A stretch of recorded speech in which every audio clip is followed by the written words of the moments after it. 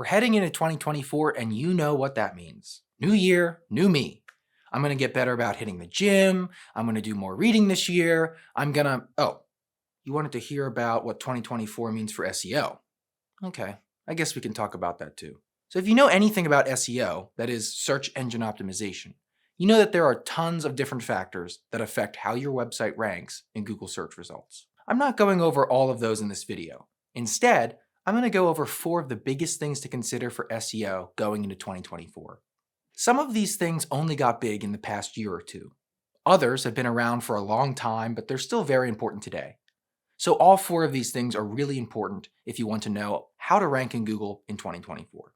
Now, without further ado, let's get into it. The first thing we're going to talk about is EEAT. That stands for experience, expertise, authoritativeness, and trustworthiness. EEAT isn't technically a ranking factor. It's a guideline from Google that explains how to create high-quality content.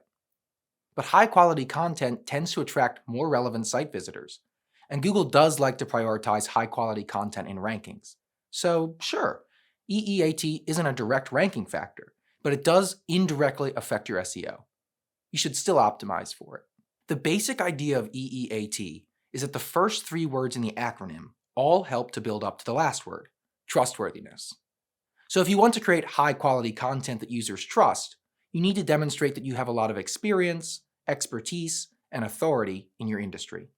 To capture your experience, you can do something like add your years of experience across your site.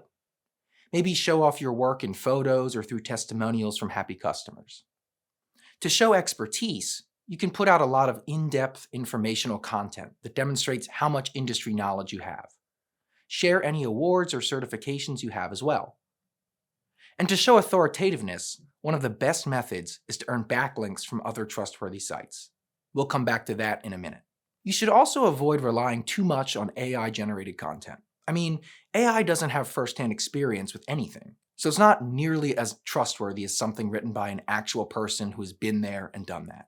Plus, AI can be incorrect from time to time, so use it with caution. Moral of the story, blindly trusting AI to create content is not great for EEAT. Another really big factor to consider in your SEO is Core Web Vitals. Core Web Vitals are a set of Google metrics that relate to how your pages load when people visit them. Those metrics look at things like how quickly your pages load, how fast page elements respond to being clicked, and how much those page elements jump around while the pages are loading. Unlike EEAT, Core Web Vitals are directly a ranking factor, so it's extra important to optimize for them. The best way to do that is with page speed optimization, which is the practice of helping your pages load more smoothly and quickly. You can do that in a number of ways, like minifying your code, compressing your images, caching your web pages, and limiting the number of redirects on your site. If you don't have a ton of experience on the back end of your website, you'll definitely want to hire an expert for the job. When your pages load better, not only will you rank higher in search results, but you'll also have an easier time keeping people on your site. Even if your rankings were good, a slow loading page would still drive a lot of people away. Helpful content and page experience. Back in 2022, Google released 2 big changes to its algorithm. The first change was called the Page Experience Update, and the second was the Helpful Content Update. Although these were 2 separate updates, they both focused on getting sites to optimize their pages for users instead of for search engines. The Page Experience Update focuses on technical SEO. Core Web Vitals are part of that, but you should also make sure your site is mobile-friendly and secure. Meanwhile, the Helpful Content Update is about creating content that satisfies user search intent and answers their questions.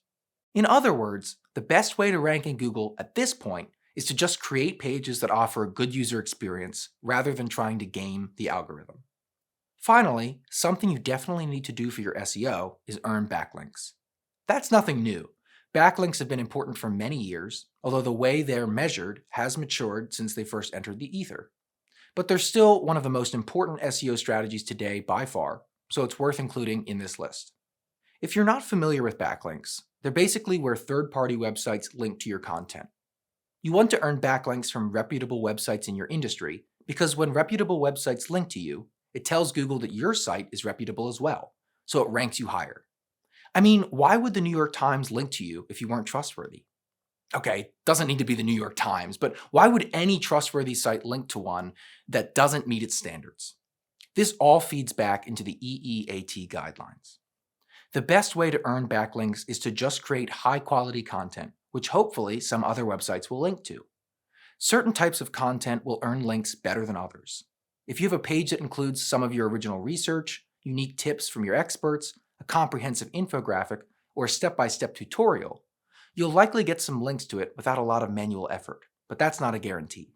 You can also take a more active approach by visiting sites in your industry and looking for link opportunities. Maybe your content can add value to an informational page, or maybe you find broken or missing links.